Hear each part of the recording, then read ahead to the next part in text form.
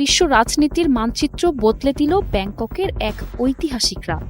থাইল্যান্ডে অনুষ্ঠিত বিমস্টেকের সম্মেলনে ইউনুস মোদির আলোচিত বৈঠকে শেখ হাসিনার মনে বয়ে গেছে আতঙ্কের ঝড়। এই বৈঠকের মাধ্যমে সূচনা হলো এক নতুন জোটের, আর সেই সাথে পুরনো মিত্রতার তৈরি হলো সমাধি। হাসিনা ভেবেছিলেন ভারত হয়তো তার পক্ষে চিরকাল থাকবে, কিন্তু এই বৈঠক হাসিনার রাতের ঘুম কেড়ে নিয়েছে। হাসিনা আর তার আওয়ামী লীগ ভেবেছিল যে ভারত বুঝি চিরকাল তাদের পক্ষে থাকবে, তবে এবার সেই ভ্রম ভেঙে গেছে। ভারতের সমর্থনে আবার ক্ষমতার মসনদে ফেরার দিবাস্বপ্ন ভেঙে চুরমার হয়ে গেল শেখ হাসিনার। কিন্তু রাজনীতি কোনো এক ব্যক্তিপ্রেম নয়, এটি নিরেট পেশাদারিত্বের খেলা, আর এই খেলায় একটি পলকেই সম্পর্ক বদলে যায়। আন্তর্জাতিক বিশ্লেষকরা বলছেন হাসিনা এখন ভারতের জন্য ফলদায়ক নয়।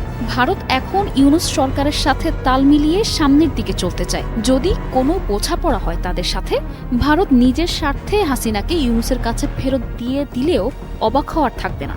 চীন পাকিস্তানের সাথে কূটনৈতিক সম্পর্ক বিস্তারের পাশাপাশি এবার বিমস্টেকের সভাপতি হিসেবে দায়িত্ব গ্রহণ করে অনন্য উচ্চতায় পৌঁছে গেলেন ডক্টর ইউনুস।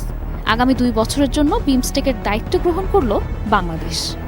একদিন যিনি হাসিনার রোষের শিকার হয়েছিলেন, আজ তিনি বাংলাদেশের প্রধান উপদেষ্টা হিসেবে বিশ্ব মঞ্চে সম্মান পাচ্ছেন।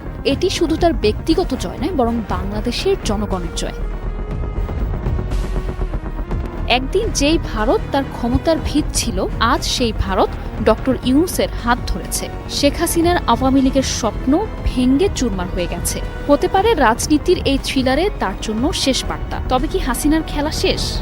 এই গল্প কি শেখ হাসিনার জন্য এতটুকুতেই থামছে? ঢাকার রাজপথ স্বৈরাচারের শতাব্দীর শেষ বিচার দেখার অপেক্ষায়। ইউনুস মোদির এই বৈঠক দেখে হাসিনা হয়তো কোনো এক অন্ধকার প্রকোষ্ঠে হতাশায় মুষড়ে পড়েছেন। শুধু কি তার প্রধানমন্ত্রিত্বের শেষ অধ্যায় রচিত হয়েছে, নাকি তার ফাঁসি হবে বাংলাদেশের মাটিতে?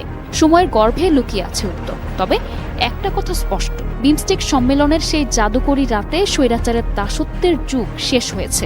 ভারতের সামনে মেরুদণ্ড শক্ত করে দাঁড়ানো নতুন নেতার যুগ শুরু হয়ে গেছে।